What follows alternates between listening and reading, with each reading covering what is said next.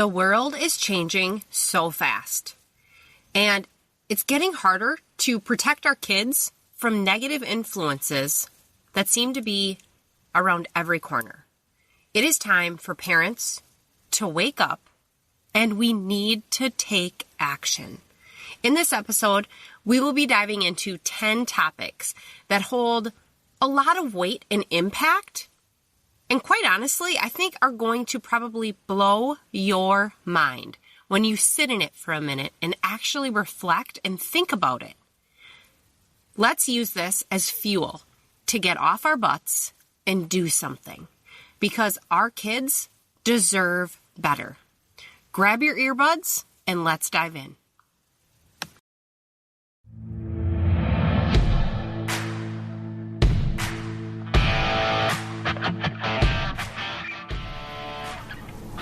Hi, I'm Addict, and I'm always rambling.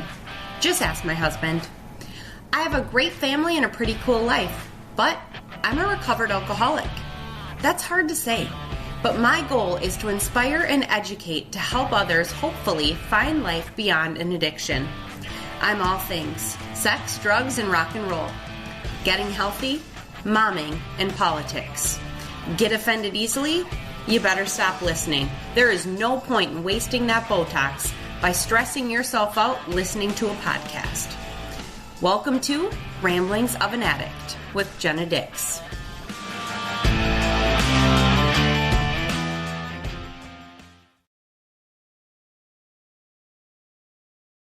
Today's episode brought to you by products and services that I am thoroughly addicted to. Are you tired of blurry sports photos and dull architecture shots? Say no more.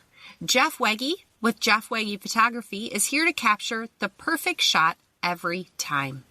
Jeff's expert eye for detail and his ability to seamlessly blend multiple images together will leave you in awe. You won't find anyone more professional than Jeff, and his photography skills are out of this world. Don't settle for mediocre photos.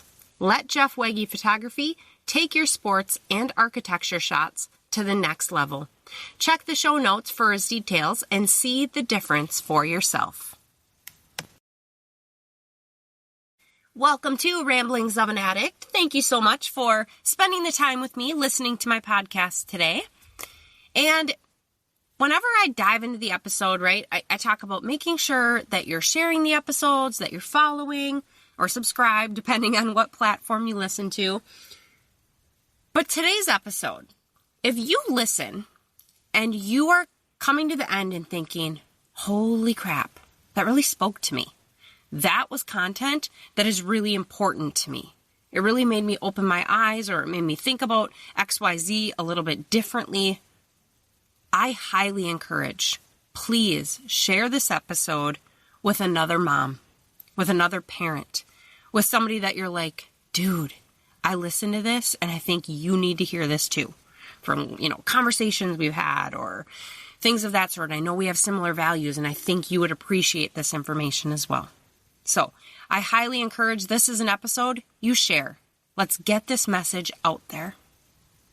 Because today I'm going to be tackling some head-scratching current events that are leaving a lot of parents, I know in my house, that's for sure, both myself and Mike, it's leaving us, it started out confused, but it's gotten to a point where a lot of parents, us included, are getting to the point where we're just pissed.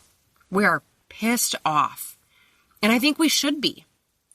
The world has changed a lot, really fast, these last few years. And the thing is, it's not slowing down. It's continuing to change at a really, really rapid pace. And it's becoming more difficult to shield our kids from the negative influences in the world. That's our job as parents. And I think it's our job to worry about them to a point, right? You always are worried about your kids, and sending them out into the big, hairy, scary world is a big deal.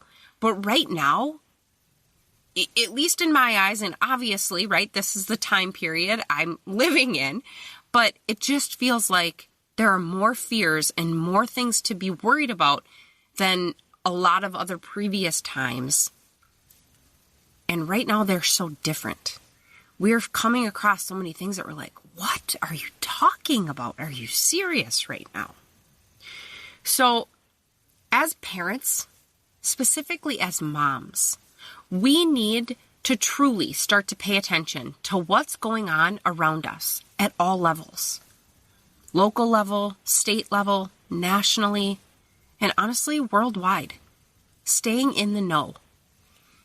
But more importantly, once you have that information, I am calling that as parents, we need to wake up and actually do something about it. Because just sitting there and complaining isn't doing much, right? So, this past week, I've had a couple days where my brain was pretty ticked off.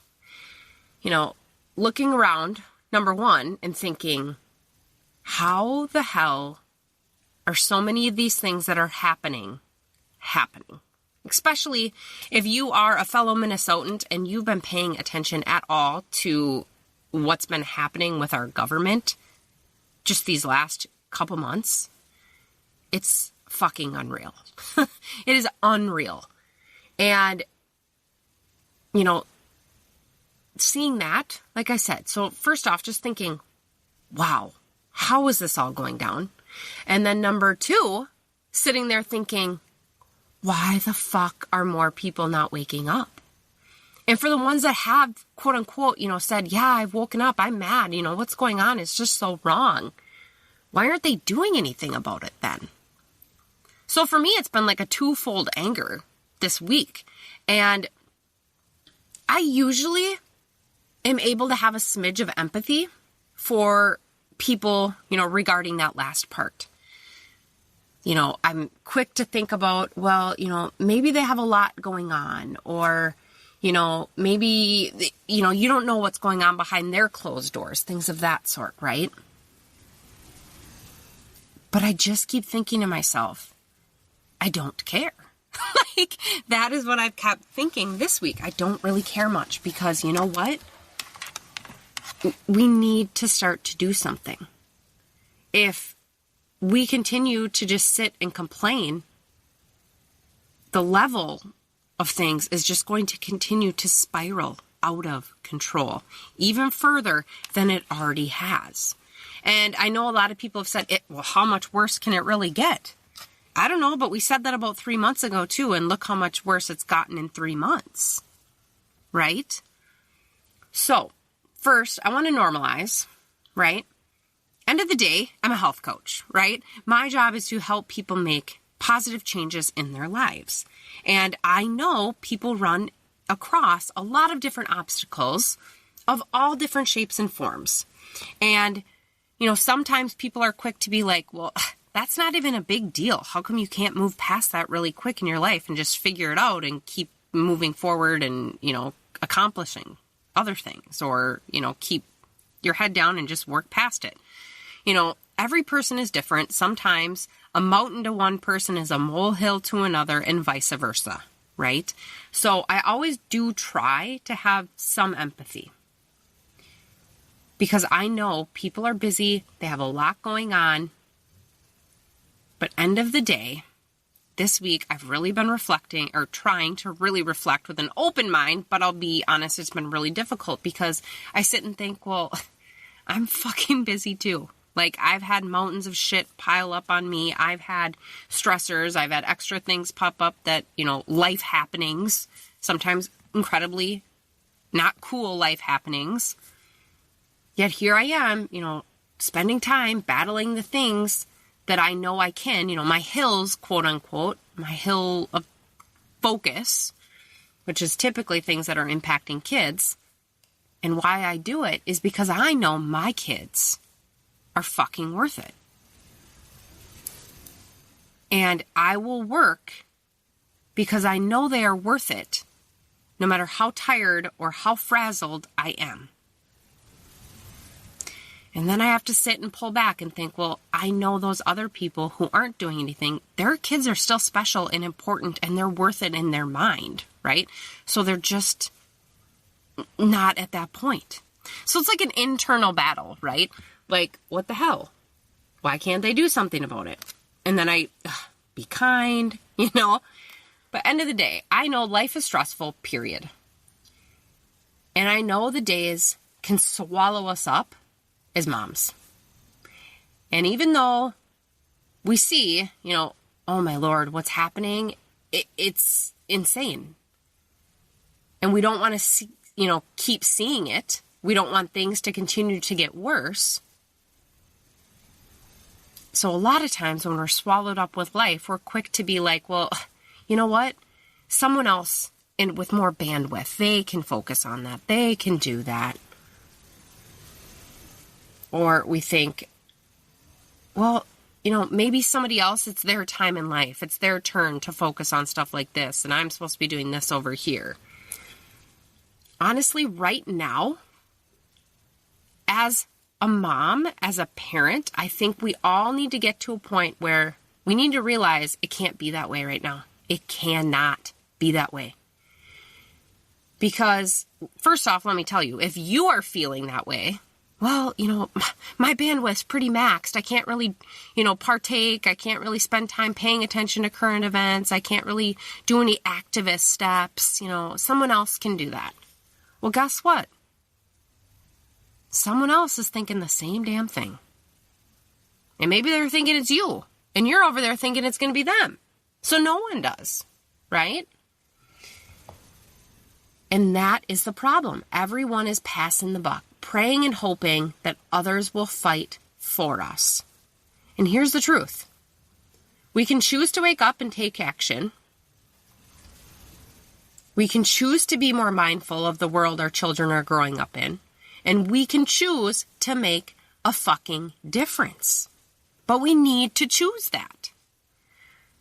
So today, like I said, we're going to explore some current event topics that are making lots of waves. And to be honest, I chose topics that are ones that just blow my mind. Like when I think about them, I'm like, what the fuck? But I also know a lot of other parents feel the same way. And these are the types of things that, number one, we need to utilize as fuel to keep our focus. But number two, we need to work together to find solutions. So again, using these types of things as fuel to get off our butts and actually do something, because our kids deserve it. And here's the thing, think long term. Their kids deserve it. So your grandbabies and their kids, like your legacy deserves this. And end of the day, God gifted you those babies. So as you kiss them on the head every night, right? We need to remember that. God gifted us these kids. He put us all on this planet at this time for a reason. We need to do something.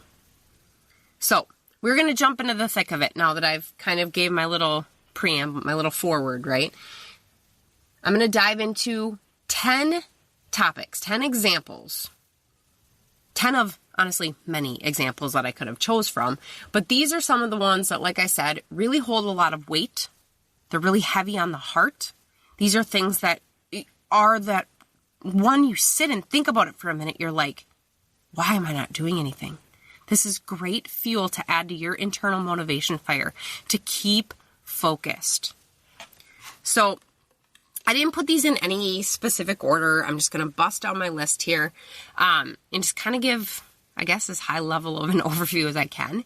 But the first one that we need to remember, right, as moms, as Christians, and really think about this. Think, okay, they're quick to always say, no religion in schools. That's why we can't celebrate Christmas at schools anymore. That's why our kids can't dress up for, the Halloween stuff. Like we're trying to pull things out and make it as neutral as possible. No religion, right? And we were all quick to be like, oh, okay, that's acceptable, I guess. If it's like that for everyone, all right, I get it. But here's the deal. Do we ever sit back and pull back far enough to be like, Well, then how come some schools now are building special rooms for the Muslims to go pray in? Or how come they are, building special wash tubs at some schools so the Muslims can go wash their feet before prayer? Or, why are they able to, have their special holiday time for other nationalities and other religions? Their holidays a lot of times are brought up, and then they tell us that it's because they're teaching our kids culture. Okay, well, why can't they celebrate their own culture there and then teach the other kids from those other cultures about theirs, right? Why isn't it a back and forth type of deal? One that really, in this theme of things, a couple things that really stand out to me and have really pissed me off are, okay, they say, no prayer, no religion. And like I said, I already talked about the prayer rooms and the prayer bisons and things of that sort. But then you think, people are getting fired. People are getting kicked out of schools for praying Christian prayers. I think of, there's a football coach that was praying, and he wasn't even forcing his team to pray with him or anything. Some kids would join him by choice, and he got in trouble. But wait a minute. The Muslim kids can go pray, but this guy couldn't pray? Even though he wasn't forcing his team, anything of that sort. But it was a Christian prayer, so that was not acceptable. Another thing that's happened here in Minnesota is a bill they're shoving through is saying that colleges that have a faith statement, so a statement that the students are agreeing to follow, saying that they will be, they'll believe in the Bible, they will follow the Bible, they'll follow Christian paths, things of that sort.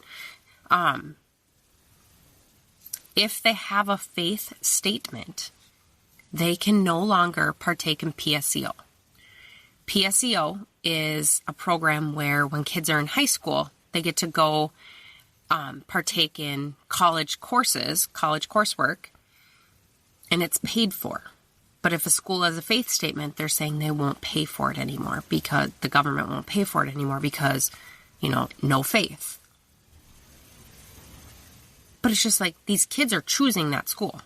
It's not like they're being forced to go there or anything of that sort. There's other options that don't have faith statements. These kids want to go to these schools, and now they're being told they can't. So it's just a little frustrating. It just seems very pick and choose. Well, no, wait a minute. You over here, nope, that's not acceptable. That's religion. Oh, wait, you need a prayer room? Give us a minute. We'll build that. The district will fund that. So make sure you're paying attention to things like that. Which religions are being banned? 9 times out of 10, it's going to be Christianity and only Christianity. The second topic that makes a lot of parents pretty ticked off. People having issue with parents wanting age-appropriate materials in public settings, specifically thinking schools and public libraries. Parents have had a lot of issues with, specific materials being forced on their kids that parents look and they're like, oh my gosh, this is making me blush. This is not okay for my kid. Public library, the kids section where toddlers are roaming around grabbing books. There's a ton of books in that section now that I'm like, yeah, we're going to put that one back, sweetheart, right? And same with schools. And if you don't believe me, go read up on your own district. I'm not even going to get into the thick of that argument. It's happening, right? And you can blame it on the schools. You can blame it on the specific teacher, because I know there's been points where sometimes it's a specific teacher doing things. But end of the day, they are now screaming that parents are wanting things banned. Not necessarily. Dig deeper. It's not that we want things banned. That shouldn't even be in existence. That's not what we're saying. We're saying put age-appropriate things in front of my kid. Age-appropriate. No, kids that are in young elementary school should not be learning about sexual things. And no, please don't be forcing relationship statuses of any kind at my child in school. Right? We don't need to be forcing information at them. But it's not that we want it banned. We understand it will be out there. But I can tell you, I'll just be blunt. Did I learn about homosexuality? Did I learn about blowjobs? Did I learn about anal sex? Did I learn about, gay sex? Things like that in school? No. But I still know what it all is, just like you probably do. And I can probably put money on the fact that you also did not learn about that in your curriculum at school or in a book at the public library. Like how I added that in curriculum. Because let's be real, we probably learned about it at school, but we learned about it from kids, right? And not saying that I want my kids to be learning about sex from other kids. Don't get me wrong. But I don't want them to be sitting in a classroom learning about it either. That's not the time or the place. So, biggest thing, age appropriate. Not banning it, not getting rid of it, not saying it shouldn't be in existence. Age appropriate. The third topic is kind of going right along with that to a point. But especially as transsexuals are becoming much more, I guess, common, right? Much more common or much more out in the world and being highlighted, drag shows everywhere. Here's the thing. Do what you want to do. I honestly don't give two craps. If you want to be a drag queen or if you want to be born a male and switch to a woman, whatever, I don't care. But don't shove it at my kids. And don't shove it at the world constantly, because honestly, what happens in your bedroom, I really don't care. You could be having gay orgies in the privacy of your home, and I promise you, I don't care. You shove that at me or my family, I start to care. Because guess what? I wouldn't go tell another family or another kid or another person about the business that my husband and I do. Because that's no one's business but mine. I don't care what people do in their bedrooms. A lot of people don't care what other people do in their bedroom until you share it or until you make the world see it or try to accept it like we have to talk about it all the time. No, we don't. I don't really care until you make it the conversation topic all the time. The whole drag show thing blows my mind. Why are we having these at public libraries, at elementary schools now in Minnesota? Don't get me wrong. I've gone to a couple drag shows, for bachelorette parties or things of that sort. And I remember multiple times, looking at my girlfriends and being like, dude, he has a better body than I do, right? Why they have to be out there scantily dressed like that, dancing for kids, blows my mind. But that's acceptable. But wait a minute. What if I threw on a pair of high heels, fishnets, and a thong with a corset and went out there and danced for your kids? Would you be thrilled? Or would you cheer me on because all of a sudden I'm accepting who I am? Right? What is the effing difference? What is the difference? So, the whole thing that people are saying, who cares what, why do you care about what we do in our bedroom? I don't. But keep it there. Leave it in your bedroom, just like I leave what I do with my guy in my bedroom. That's where it ends. Topic number 4 that has a lot of weight, especially in our house. It's definitely gotten more fire in this issue as of recent.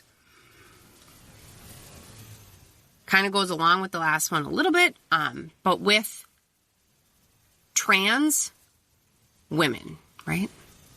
I can't even lie. Sometimes I get confused what you actually call them. But anyway, so biological males that switch to a female. who want to play sports. Yeah, I do have an issue with this. My family has already made the family agreement that our girls will not partake in teams or compete against teams in these situations. Reason being, one, safety. Because a biological male, especially for my older daughter, she's 15 years old, almost 16, she plays basketball.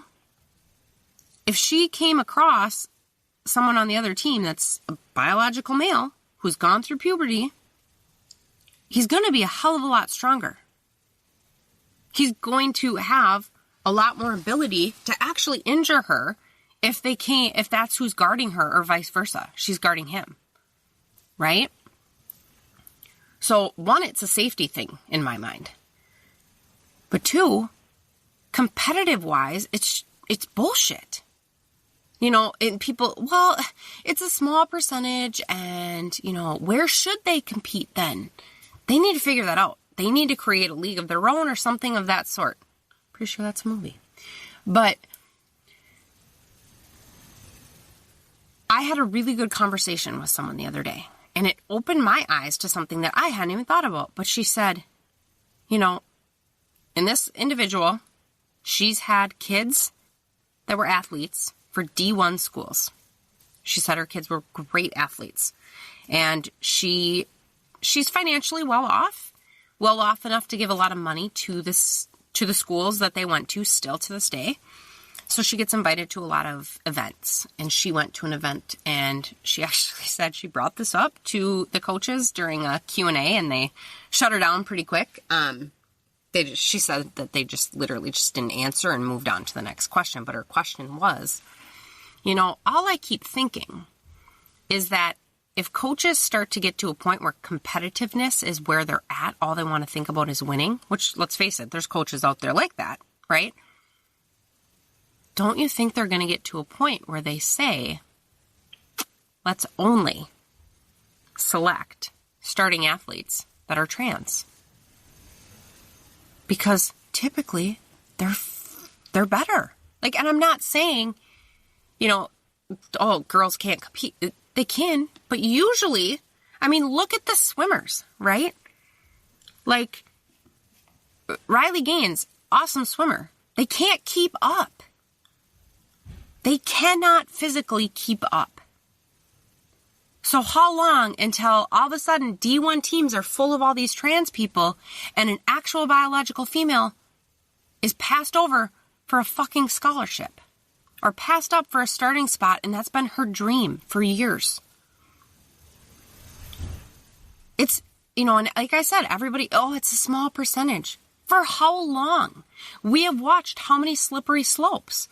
All of a sudden, numbers exploding. They're saying that it went from the adult percentage of people in the LGBTQ plus community, 7%. Younger generations, they're saying it's 25. Near 20 to 25%. That's where it's falling currently. At least from the most recent stats I've read up on. Do your research, check your own numbers, right? But 7 to even, let's just go with that low ball, 20%. That's a huge increase. And if they're starting to notice, holy shit, I can get a full ride scholarship to a D1 school, we need to be cautious of these slippery slopes. And I didn't even dive into the whole locker room, restroom issue. That's a whole nother topic. But even just the fact that females could very easily get injured and they're going to lose their spots. Which, well, who cares? It's just a sports team spot. When you're talking a scholarship, that's a big fucking deal. All right. The next one I wanted to talk about was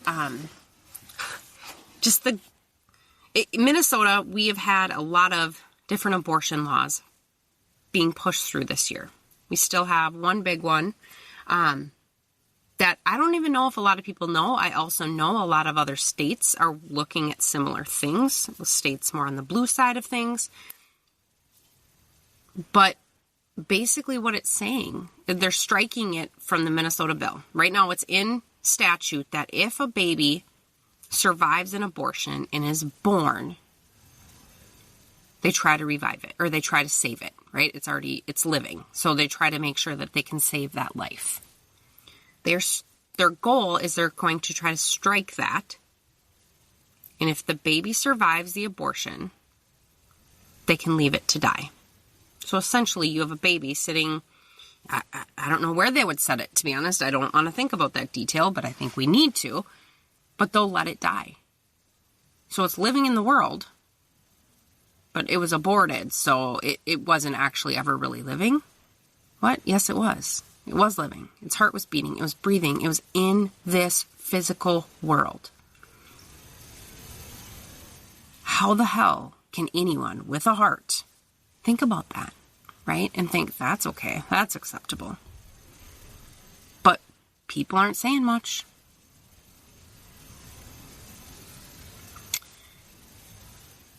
The sixth topic, guns. Hairy, scary topic that's been brought up many times just in the last couple months. Would I love to see less guns in criminals' hands? Yeah, I would. Is that what's going to happen with some of these gun laws? No. Criminals don't give a shit. You know, you look at the Minnesota, arrest records. People are literally getting arrested multiple times in a day. Or they get released that morning and they're rearrested later that same day. Criminals don't care. They do not care. So the criminals that you're worried about getting the guns, Sally, Susie, Jesse, Fred, whatever your name is, right? They'll still get it. They're still going to have that gun. But you know what they're trying to do, at least in Minnesota, the one that really just stands out to me,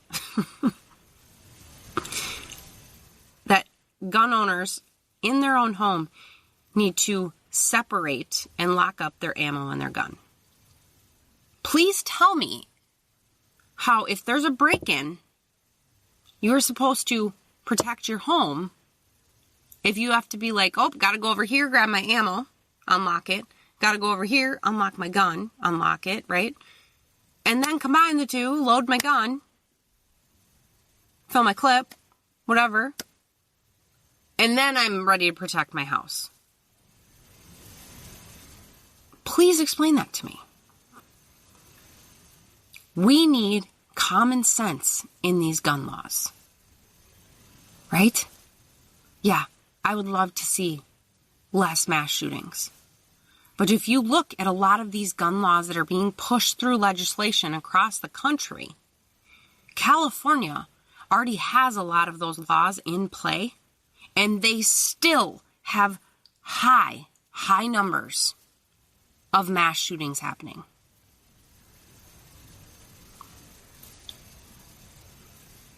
What it's going to do is impact gun owners, people that are responsible, people that actually follow the law, and they are going to be stripped of their rights that are given to us in the Constitution.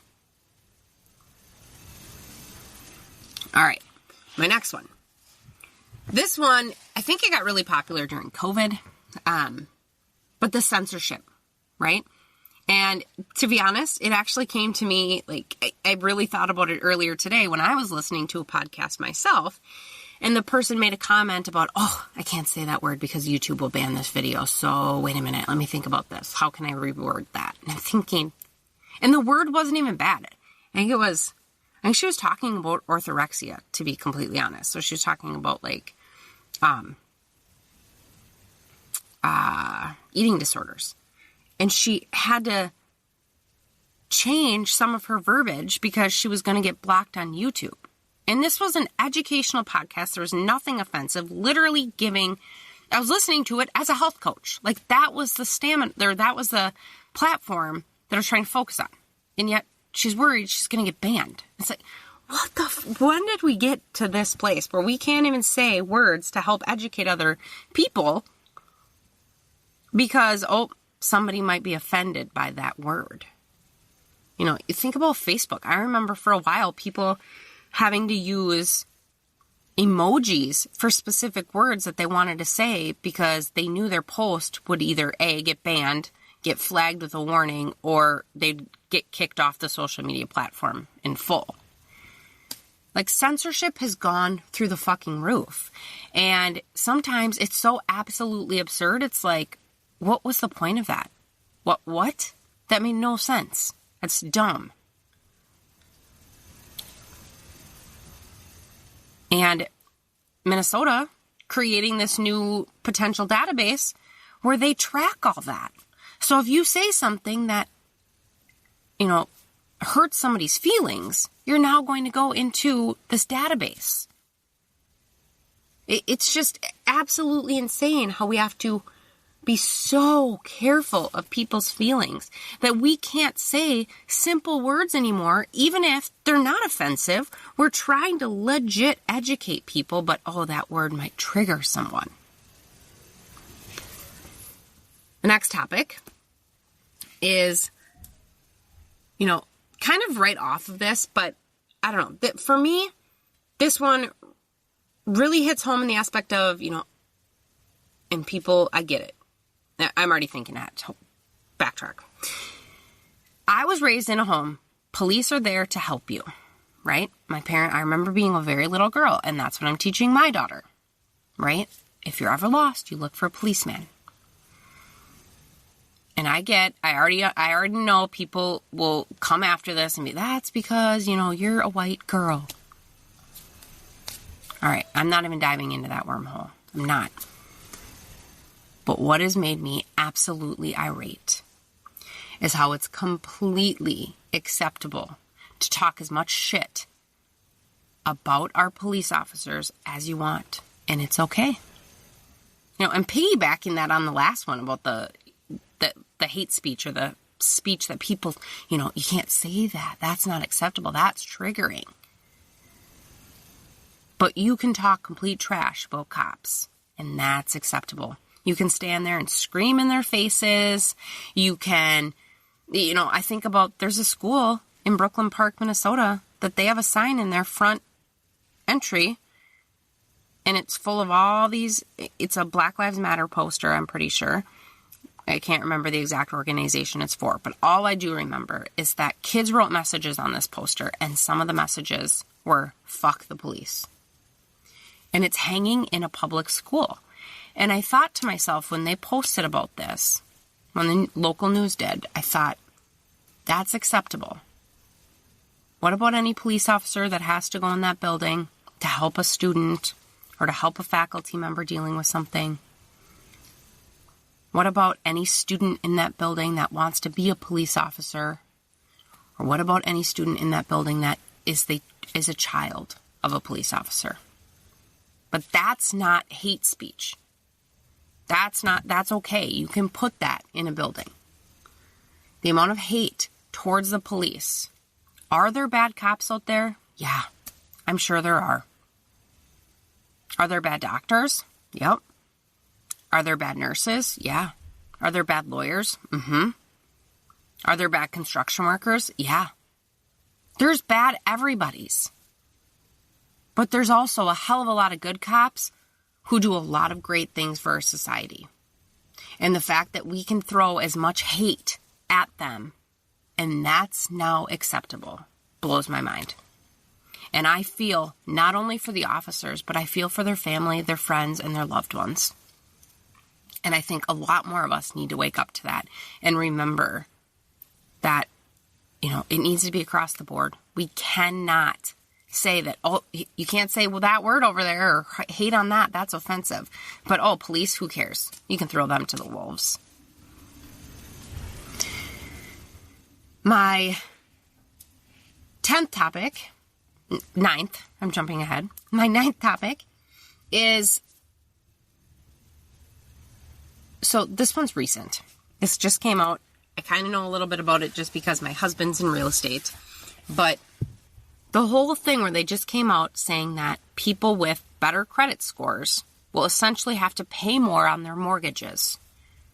And people with worse credit scores don't have to. So essentially the people that have been smart have to pay the price for the people that haven't. And you're seeing this kind of across the board with a lot of situations. People who try to do the best for themselves or the best for their family, they have to pull a heavier load for people that are unwilling to or not able to.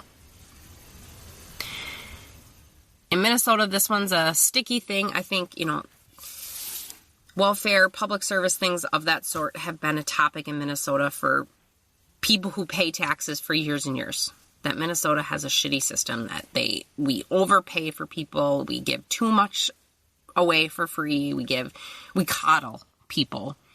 And are there situations that people need that support? Yeah. I was talking to a friend actually recently, and, she and I actually talked about this, and she was saying, when I first was a single mom, my husband and I had just split. It was a very horrible situation. He wasn't paying child support. He basically just vanished.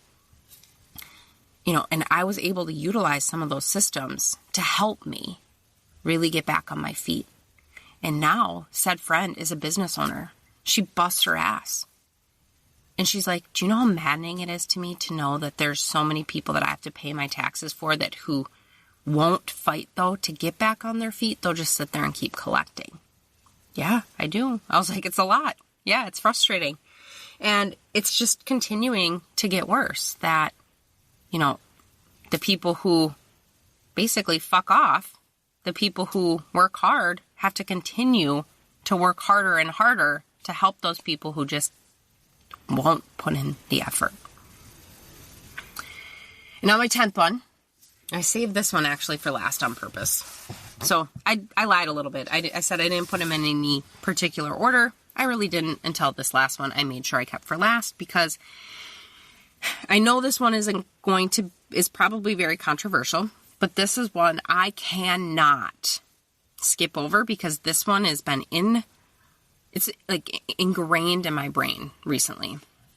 And it is the fact that the slippery slope of pedophilia has never been clearer. I honestly feel like the people who are in support of that are playing a fucking chess game. And they may be 10 or 15 moves out, but the moves are there. They're happening. They have been playing a game. They're strategizing. And it's coming closer and closer to being acceptable. And personally, why I feel this way is because there's a lot of laws now going into play in multiple states, including Minnesota, giving kids the ability to consent to changes on their own body without any adult giving the thumbs up, essentially. And yeah, they're a minor. So the fact that now a child can go and say, hey, I've decided I don't want a vagina, I don't want boobs, I don't want a penis, I can switch that. Or I want to go get an abortion and nobody can say anything about it. I'm a minor, but yet I can do all this. Was a very calculated step because it's giving those kids now permission. People can now say, well, they have complete autonomy over their body. Nobody can tell them, no. If they have the ability to consent to that, what else can they consent to? And then you're looking at things like they're starting to strike things from laws, such as, a sexual orientation cannot be an adult and a child. And they're striking things like that, getting rid of that. Essentially saying down the road, right, that a sexual orientation could be an adult and a child. These things are happening. They're being laid out. I want to say slowly. It's been more rapidly as of recent to the point where I'm like, okay, how are people not putting 1 + 1 together here? But we're still not, because they're very calculated that, okay, this piece over here in this bill, this piece over here in this bill, this, let's hold till next session. But it's happening. And I remember listening to, tinfoil hat people, I thought, talking about this a long time ago and being like, there is no fucking way. There's no way. People would shit bricks if pedophilia was ever even close to on the table.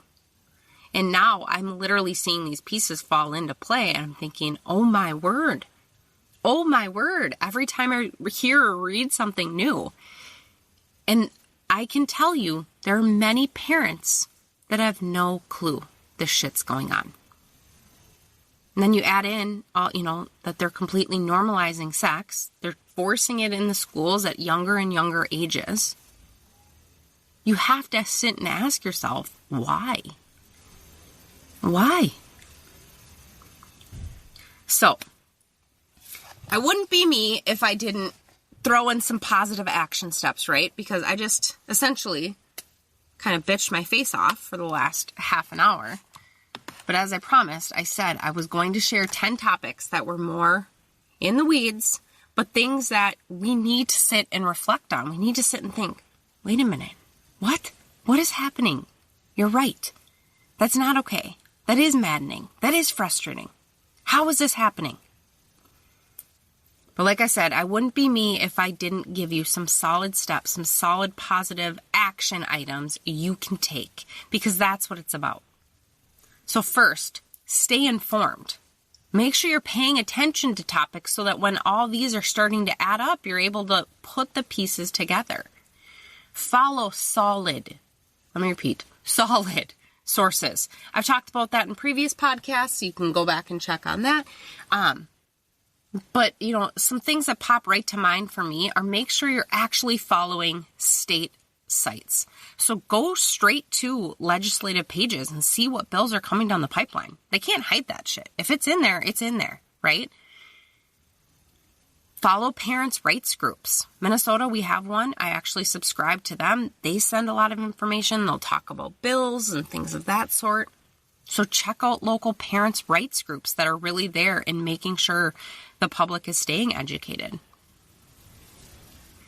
The second item I have is have those hard conversations with your tribe. It's awkward sometimes to bring things like this up, especially if you're not that type of person. And the first time it might kind of be like, let me dip my toe in here and see where they stand, right? But the more parents that start to wake up and get educated on this stuff, the more we will be more able to stand up to things coming down that are impacting our kids. If it's just a few of us, it's a lot harder. But the more parents that wake up, the better. The third thing, get involved. So whether it's you start attending local meetings or you start attending the school board and start standing up to things there, or start attending government meetings, maybe you get involved in politics themselves. I definitely do talk about stuff like that in previous podcasts. I'm not getting into all the ins and outs. I could do 10 million podcasts on that at this point, but I'm not going to get into all the details. If you have more questions, you can always reach out to me. Otherwise, like I said, there's resources in some of my past episodes as well. 4, advocate for your kids. Stand up for them. Set up rallies. Go to the schools. Talk to the teachers. Talk to the principals. Talk to the superintendent. Talk to the school board. Talk to local officials. Reach out to your local representatives and senators. Start advocating for them. I hear quite often that it takes a lot of skill for parents to advocate for their kids, especially my background. I used to be in the schools years ago, and I'd work with kids that had IEPs or individual education programs. And parents had to get really good at advocating for their kids. But guess what, friend? That is your job. If God gifted you that baby, it is your job to advocate for it, for them. My fifth step is make sure you're leading by example. Your kids are watching. And are you going to sit there and show them to be lethargic and, yeah, that's not that great, and sit there and complain but not do anything? Or are you going to show them how to actually fight for what you know is right? So, I want to thank you so much for listening to me essentially bitch. I mean, not really, but kind of, right? But it's not just about bitching, because you all know I take the action steps. I do the things. It's time for you to use things like this for fuel. That's what this is about. That is what we need to be about as a whole. Not bitching, action.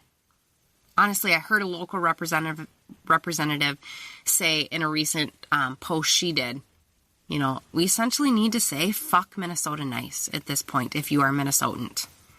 Because we need to get in there and fight for what we know is right. And our passive aggressiveness, our sitting and being apathetic, it's not working. It is time to get in it. So, I want to thank you for joining me today on Ramblings of an Addict. Remember, as a mom, we have a responsibility to create a better world for our kids. It's not going to be easy at all. It's going to be exhausting. But if we stay informed, get involved, and advocate for our kids, that is going to make a difference. So let's lead by example and lead by example together and inspire the next generation to be engaged citizens. Keep fighting the good fight. And I will catch you next episode.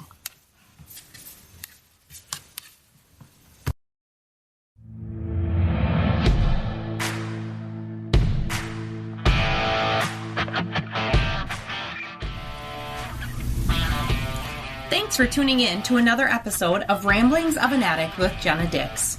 Remember, if you are battling an addiction, reach out for help and support. There are many resources available to assist in your journey towards recovery. Surround yourself with a supportive community and never give up on the path towards a healthier and happier life. I appreciate you taking the time to listen and joining me on this journey. As you heard, I'm always rambling. But seriously, thank you for your support and make sure to subscribe and follow my channel. I can't wait to share more with you on the next episode. Until then, keep on rambling.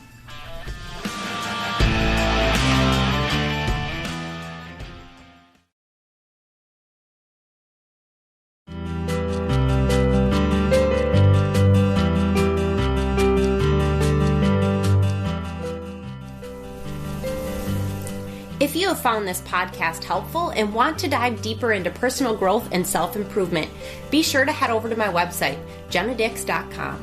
You'll find a wealth of resources there. There is a little less drugs, sex, and rock and roll these days, but whether you're interested in getting healthy, information on momming or parenting, or politics, jennadix.com has something for everyone. So, what are you waiting for? Head to jennadix.com today and start your journey towards personal growth and self-awareness. See you there.